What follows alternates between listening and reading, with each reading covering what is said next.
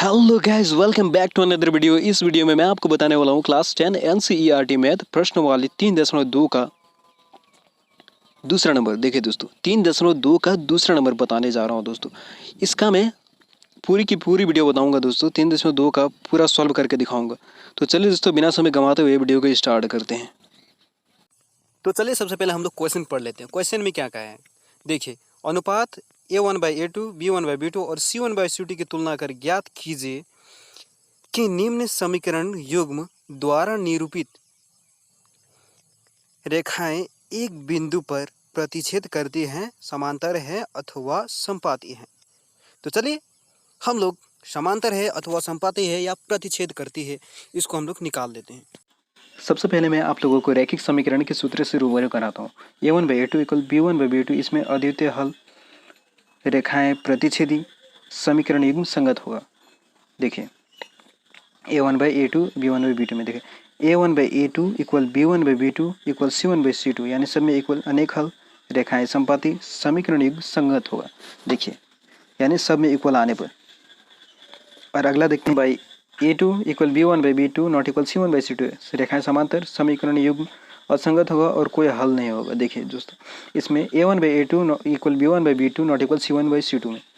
तो चलिए दोस्तों हिसाब सॉल्व करते हैं। देखिए एक नंबर का हिसाब, 5x - 4y + 8 = 0, 7x + 6y - 9 0। इसको हम पहले सॉल्व लिख लेते हैं, उसके बाद बनाते हैं। देखिए 5x - 4y 8 = 0, इसको समीकरण 1, 7x + 6y - 9 0 समीकरण 2, इस तरह से मान लेना है। अब देखिए सबसे A1, B1 और C2 निकाल देना हमें। A1 है 5, B1 है -4, C1 है हमारा 8। इसी तरह A2, B2, C2 निकलेगा। A2 हमारा 7 है, B2 हमारा 6 है और C2 हमारा -9 है। देखिए दोस्तों, अब लिखना है, अब सबको बटा में दिखा देते हैं। A1/A2 दिखा देते हैं। A1/A2 उसका मान बैठा देना है। 5/7 कटता है तो काटना है, नहीं कटता है तो छोड़ देना है। B1/B2, अब देखिए B1/B2 यानी B1 का मान है -4 और C1 का मान है 6। अब तो ये दोनों 2 से कट रहा है तो काट देते हैं। 2 से 4 कितना बार में कट रहा है? 2 बार में कट रहा है, और 6 3 बार में, तो -2/3। देखिए अब C1/C2 देखिए C1/C2, C1 का मान है 8, C2 का मान है -9। देखिए अब यहाँ पर देखिए A1/A2 और B1/B2 समान है? नहीं, समान नहीं है। तो क्या हुआ? A1/A2 नॉट इक्वल B1/B2, चूंकि का चिन्ह देते हुए लिखेंगे A1/A2 नॉट इक्वल B1/B2, क्योंकि समान नहीं है। समान नहीं रहने पर यहाँ क्या होगा? A1/A2 not equal B1/B2। अब जब A1/A2 नॉट इक्वल B1/B2, इस प्रकार की स्थिति में रेखाएं प्रतिच्छेदी होंगी। देखिए प्रतिच्छेदी, तो चलिए इसलिए का चिन्ह देते हुए हम लोग लिखते हैं, इसलिए रेखाएं प्रतिच्छेदी होगी, छेदी होगी। इस प्रकार से हिसाब नंबर पहला समाप्त हो चुका। अब देखते हैं हिसाब नंबर दूसरा।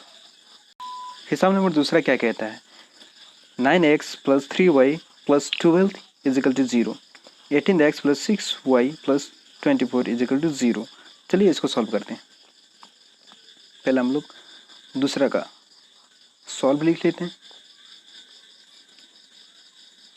देखिए जो क्वेश्चन में है 9x + 3y + 12 = 0, इसको हम समीकरण 1 मान लेते हैं।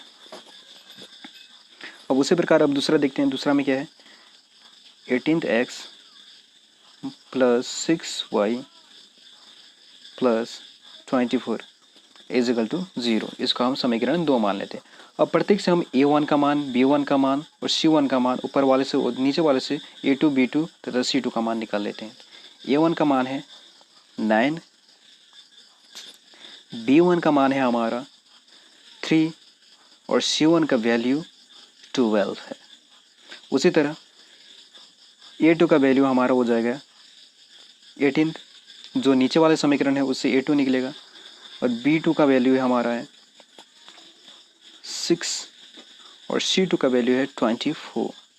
देखिए इस तरह से a1 a2 b1 b2 c1 c2 का वैल्यू निकल चुका। हम a1 बाई a2 करके उसको काटेंगे। देखिए a1 बाई a2 9/18, इसको काटेंगे तो कितना 1/2 होगा। उसी तरह b1 बाई b2 को काटेंगे, b1 बाई b2 उसका मान बैठा के अब काटेंगे। देखिए b1 का मान है 3, b2 का मान है 6, 3/6, इसका भी 1/2।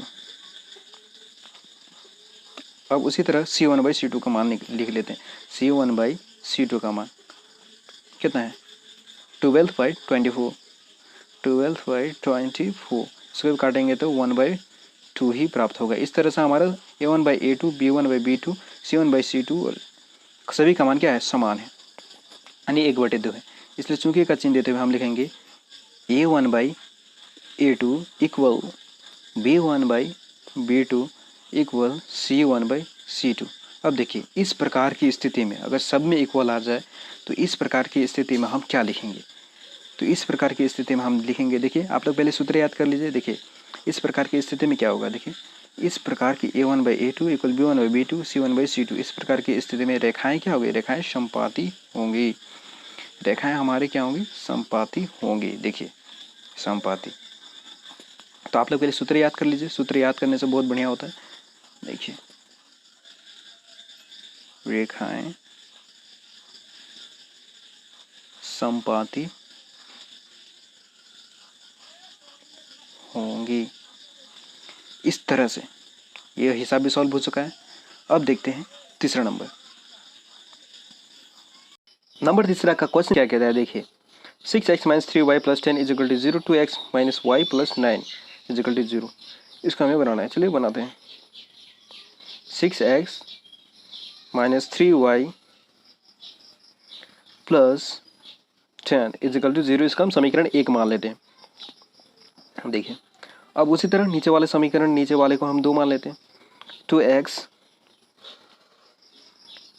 माइनस y मतलब इसका गुणा क्या है, -1 है, प्लस 9 0 इज इक्वल टू, यह हमारा समीकरण दूसरा हो गया। अब देखिए ऊपर वाले से हम a1 b1 और c1 निकाल लेते हैं। b1 का वैल्यू -3 तथा c1 का वैल्यू 10 है। इसी तरह नीचे वाले समीकरण से a2 का वैल्यू 2 आ जाएगा और b2 का वैल्यू -1, क्योंकि गुणांक क्या है 1 है, इसका गुणांक माइनस में 1 है तो -1 आ गया। और c2 का वैल्यू हमारा क्या है, c2 का वैल्यू है 9 दिया हुआ है। देखिए इस तरह से a1 a2 b1 b2 c1 c2 का मान निकल गया, इसलिए a1 बाई a2 दे देते हैं। अब इसको बटा में करके हम काट लेते हैं। देखिए तो कितना बार में कटेगा, 3 बार में, 3 बार में कटेगा। अब उसी तरह b1 बाई b2 कर लेते हैं और उसका मान भी बैठा लेंगे। देखिए 3 बार में कटा, b1 by b2, b1 by क्या, b1 का मान है -3 और b2 का मान है -1, -1 से कट गया, कितना बचा 3 बाई, यानी इसका मान भी 3 ही आ गया। अब उसी तरह c1 by c2, c1 by c2 का मान देखिए 10/9, ये कट रहा है, नहीं कटेगा, तो a1 by a2 b1 by b2 इसका मान सेम आ रहा है, लेकिन c1 बाई c2 का मान सेम है, इसलिए हम देंगे a1 by a2 equal b1 by b2 not equal c1 by c2। देखिए इस प्रकार की स्थिति में रेखाएं कैसी होंगी, इस प्रकार a1 by a2 equal b1 by b2 not equal c1 by c2, इस प्रकार की स्थिति में रेखाएं क्या होगी देख लेते हैं। इस प्रकार की स्थिति में रेखाएं समांतर होंगी। देखिए रेखाएं क्या होगी, समांतर होंगी। तो चलिए हम लोग लिख लेते हैं, इसलिए रेखाएं क्या होगी, समांतर होंगी। आई होप दोस्तों वीडियो आप लोगों को पसंद है। वीडियो पसंद आए तो वीडियो को लाइक और सब्सक्राइब जरूर कर दीजिएगा। धन्यवाद।